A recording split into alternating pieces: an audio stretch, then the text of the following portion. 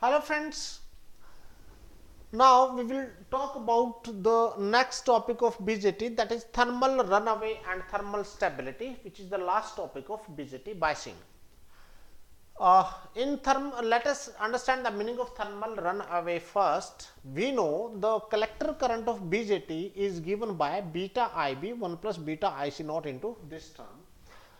The beta increases with increase in temperature, IC naught increases with increase in temperature. We know VCB is what? VCB is equal to VCE minus VBE, right? So, let us see the variations in beta. Beta increases as the temperature increases, IC naught increases as the temperature increases, VBE increases as decreases, not increases, as the temperature increases. So, therefore, VCB voltage VCB increases as the temperature increases. Let us see this. When this decreases with increasing temperature, this will increase. When this increases, this will decrease. So, this will increase. So, with increasing temperature, this term increases, this increases, this increases. Therefore, collector current increases. So, in other way, when temperature of the BJT increases, the collector current increases. When collector current increases, the heat dissipation at the collector junction increases. Why? Because collector junction is reverse biased. It offers large resistance and collector current is increasing. When collector current increases, heat generated at the collector will increase. Collector junction will increase. So, when heat generated at collector junction increases, its temperature will increase. When temperature increases, again beta IC naught VC, this term will increase. So, with increasing temperature again, the collector current is increasing. When collector current increases, the heat generated at the collector junction will increase and the effect becomes cumulative. The temperature will go on increasing, collector current will go on increasing, and ultimately what will happen? Your collector junction will be thermally damaged. And that condition, when your collector junction is thermally damaged, is known as thermal runaway. That is known as thermal runaway. Thermal runaway is also known as secondary breakdown of BJT. That is known as secondary breakdown of BJT. So, we will now derive the condition to avoid the secondary breakdown of BJT or thermal runaway of BJT. Let us see the condition. Remember, the difference between the junction temperature and ambient temperature. What is the ambient? That is the temperature in vicinity of the BJT, in surrounding of the BJT is known as ambience, right? So, the temperature of ambience is ambient temperature and Tj is junction temperature. This is proportional to heat dissipation from the collector junction, right? More is the difference between junction temperature and ambient temperature, more will be the heat dissipation from the junction, right? So, now this will give this Tj minus Ta is equal to theta into Pd, where this theta is known as the thermal resistance of BJT. That is known as thermal resistance of BJT. That is it. This is important relationship. Please try to remember this. So, here what I conclude is your heat dissipation is directly proportional to junction temperature. Now, if you differentiate it with respect to differentiating PD with respect to Tj, you will get 1, this will be 0 equal to theta delta PD by delta Tj, or you can say, or you can rewrite it like this. Instead of writing this way, you can rewrite PD is equal to what? That is Tj minus Ta by theta. Theta is your thermal resistance. So del PD by del Tj, that is rate of change of heat dissipation with respect to junction temperature, is equal to 1 by theta. That's it. This is what you have.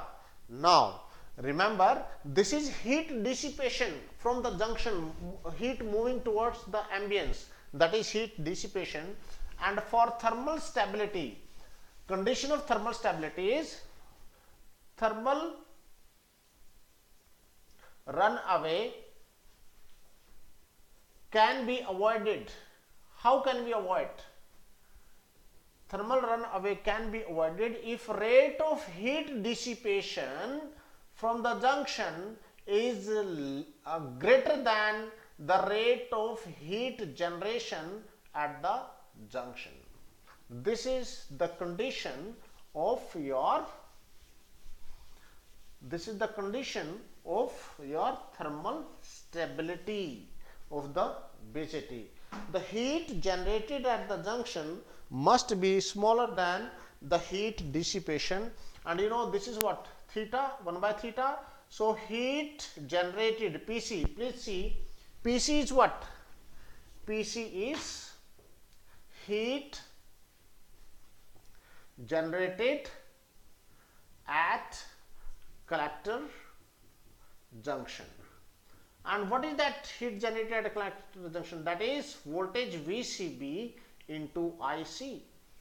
Voltage across the collector junction into collector current, which is approximately equal to, or that is what? VCE minus VBE into IC.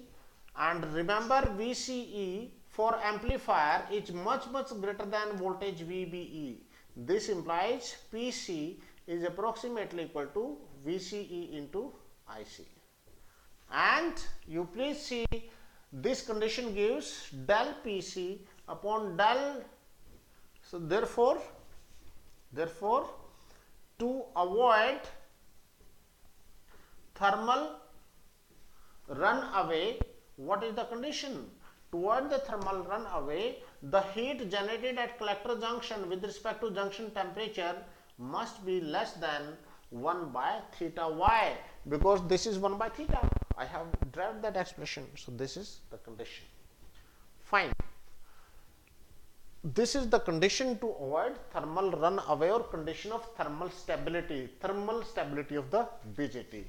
Now we will derive the condition of thermal stability of this C configuration. Condition of thermal stability of CE configuration, common emitter configuration of BJT with self bias. Let us see how to derive the condition. Right now we will see the condition one by one. From this circuit, what is VCE? What is VCE? You please see, that is VCC minus drop across this, minus drop across this. So this is VCC minus ICRC minus IERE, right? So this is base current, this is emitter current, which is sum of base current and collector current. So I will say VCE is equal to what?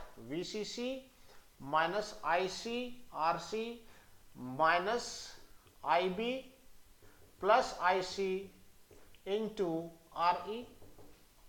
That's what you have. But remember, IB plus IC is approximately equal to IC. Why? Because it is of order of microamperes, it is in milliamperes, so you can neglect the base current.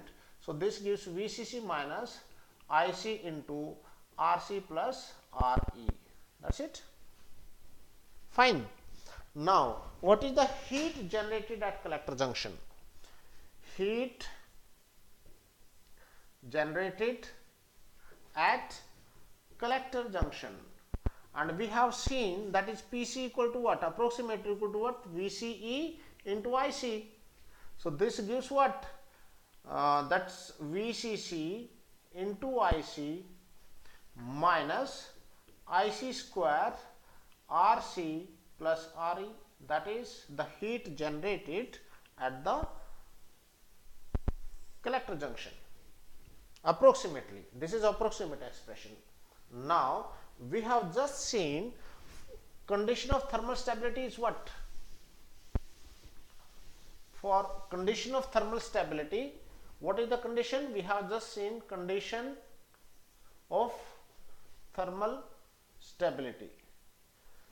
That condition is for BJT to be thermally stable, heat generated at collector junction with respect to junction temperature must be less than 1 by theta, right?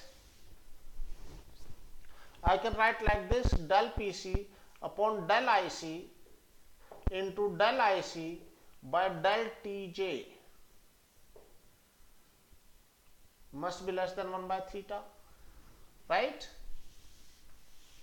Now, see this, the collector current increases with increasing temperature. So, here del IC by del Tj, collector current increases with increasing temperature. So, this is greater than 0. That is the condition.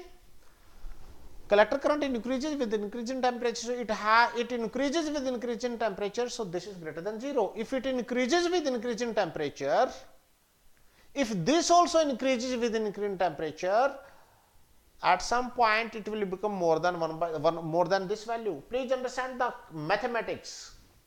If this increases with increasing temperature, which is true, collector current increases with increasing temperature.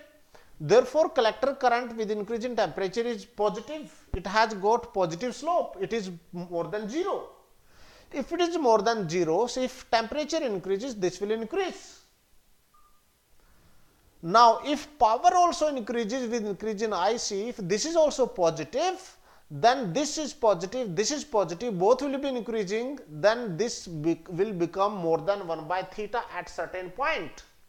So, if this increases with increase in temperature and if this decreases with increase in current, then there will maybe possibility there is a net decrease in this value, and this will be definitely less than 1 by theta. If it increases, this decreases, and this decreases more, so it will be either constant, so less than 1 by theta, or maybe decreasing with increasing temperature.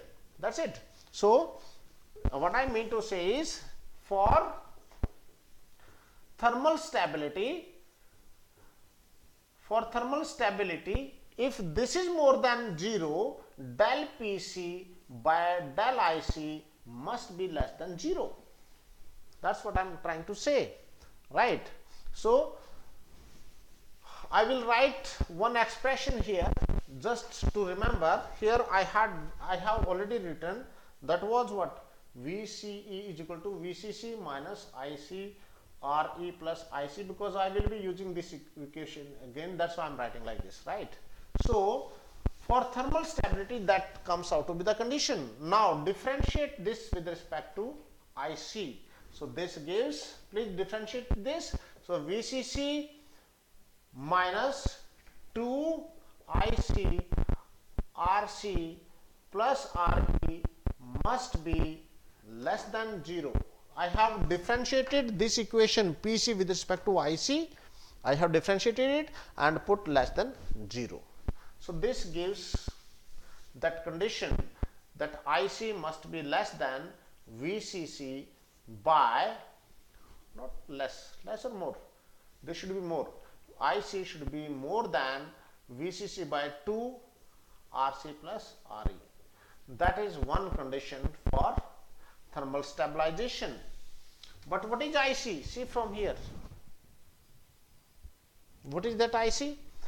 This is nothing but VCC minus VCE by RC plus RE. I am writing it from this equation. Please see what is IC here.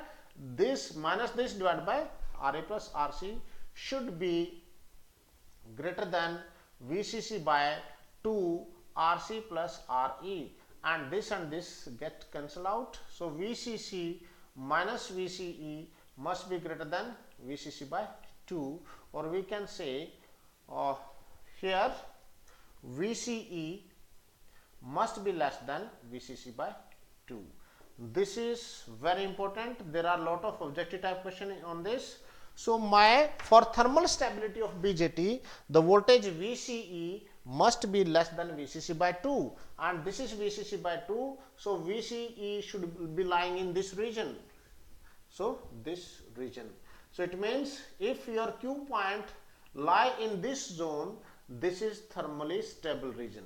This is thermally stable region.